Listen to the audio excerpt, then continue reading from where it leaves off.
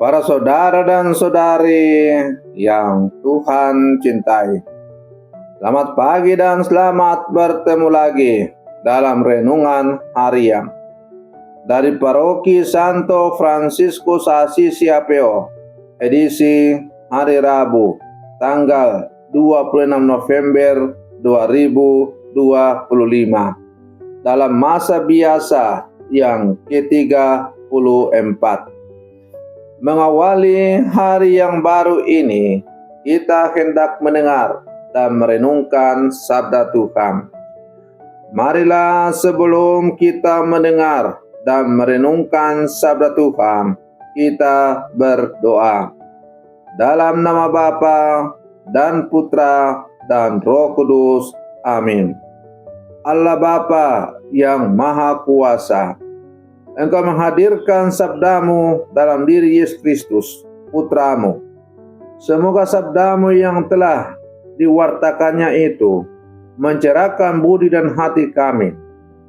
Bersabdalah ya Tuhan, kami siap mendengarkan. Terpujilah Engkau Bapa, Putra dan Roh Kudus, kini dan sepanjang segala masa. Amin. Para saudara dan saudari yang Tuhan cintai, sabda Tuhan yang hendak kita dengar dan kita renungkan untuk mengawali hari yang baru ini diambil dari Injil Lukas pasal 21 ayat 12 sampai 19. Tuhan bersamamu. Inilah Injil suci menurut Lukas. Pada waktu itu, Yesus berkata kepada murid-muridnya, "Akan datang harinya kalian ditangkap dan dianiaya. Karena namaku kalian akan diserahkan ke rumah-rumah ibadat, dimasukkan ke dalam penjara, dan dihadapkan kepada raja-raja dan para penguasa. Hal itu akan menjadi kesempatan bagimu untuk bersaksi. Sebab itu, tetap teguhlah di dalam hatimu. Jangan kalian memikirkan lebih dahulu pembelaanmu. Aku sendirilah yang akan memberi kalian kata-kata hikmat, sehingga kalian tidak dapat ditentang atau dibantah lawan-lawanmu. Dan kalian akan diserahkan juga oleh orang tuamu, saudara-saudaramu, kaum keluargamu, dan sahabat-sahabatmu, dan beberapa orang di antaramu akan dibunuh. Karena namaku kalian akan dibenci semua orang, tetapi tidak sehelai pun rambut kepalamu akan hilang. Kalau kalian tetap bertahan, kalian akan memperoleh hidupmu." Demikianlah sabda Tuhan. Para saudara dan saudari yang Tuhan cintai, sabda Tuhan yang baru saja kita dengar masih merupakan kelanjutan dari pengajaran Yesus tentang masa-masa sulit dan penganiayaan yang akan dialami oleh setiap orang yang percaya kepada Yesus, yang kemudian dikenal dengan nama para murid Yesus. Yesus berbicara secara jujur dan terbuka bahwa mengikuti Dia bukanlah jalan yang nyaman dan bebas dari penderitaan.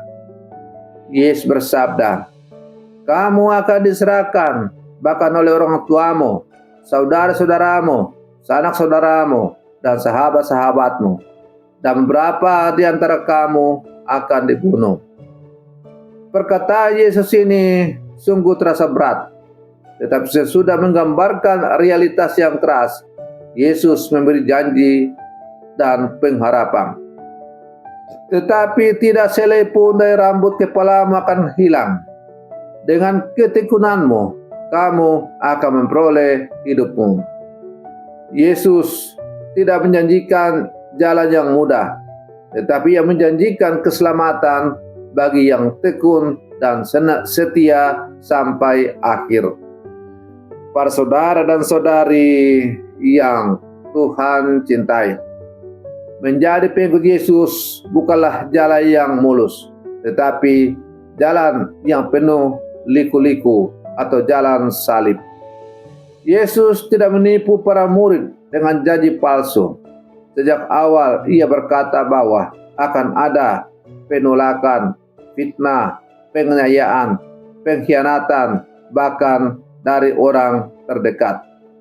Inilah realitas iman yang akan dialami oleh orang yang setia kepada Kristus.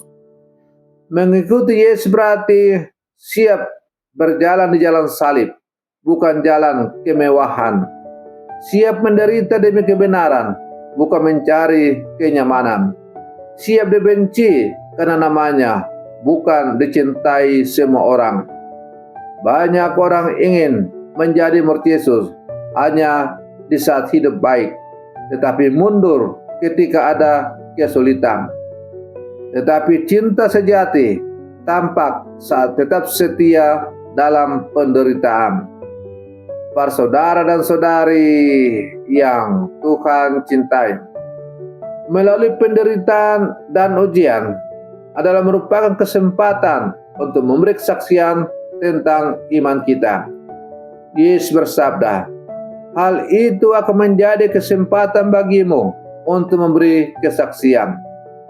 Ketika dunia melihat kita tetap bersabar, tetap mengampuni, tetap berdoa, dan tetap bersyukur di tengah penderitaan, disitulah Injil diberitakan paling kuat.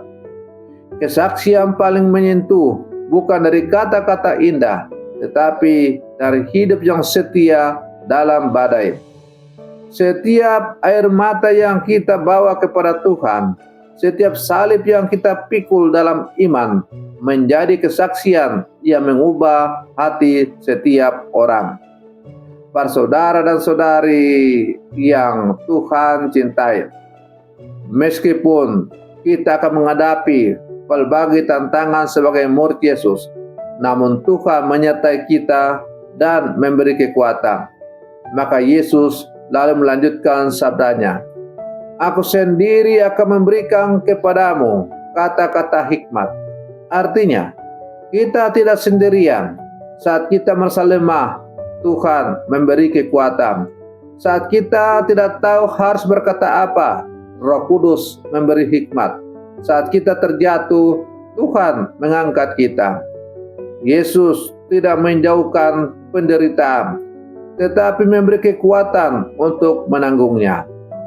Para saudara dan saudari yang Tuhan cintai, karena itu, para saudara dan saudari yang terkasih, ketekunan adalah kunci keselamatan. Yesus menutup pengajarannya dengan janji, dengan ketekunanmu, kamu akan memperoleh hidupmu. Ketekunan berarti tetap beriman meski tidak melihat jawaban segera, tetap berdoa meski tidak melihat perubahan, tetap mengasihi meski dibalas kejahatan, tetap mengampuni meski terus disakiti, tetap berharap meski keadaan gelap. Iman sejati bukan tentang memulai, tetapi tentang bertahan sampai akhir. Sebagai pelari maraton, bukan yang cepat di awal yang menang, tapi yang bertahan sampai garis akhir. Para saudara dan saudari yang Tuhan cintai, maka melalui permenungan pada pagi hari ini, saya mengajak kita untuk merenungkan 3 hal penting. Pertama, mengikuti Kristus berarti berani memikul salib setiap hari. Yang kedua, penderitaan adalah kesempatan untuk kita bersaksi tentang iman kita sebagai orang Katolik. Dan yang ketiga, ketekunan dan kesabaran adalah jalan menuju keselamatan. Tuhan bersabda, tidak ada selai rambutmu pun yang akan hilang. Artinya, ketika kita setia, Tuhan memegang hidup kita dengan penuh kasih. Tidak ada kesulitan yang sia-sia, tidak ada air mata yang tidak dihitung, tidak ada kesabaran yang tidak berubah. Karena itu sebagai murid-murid Yesus yang hidup sekarang, mari terus kita berdoa, memohon tuntunan Roh Allah, Roh Kudus.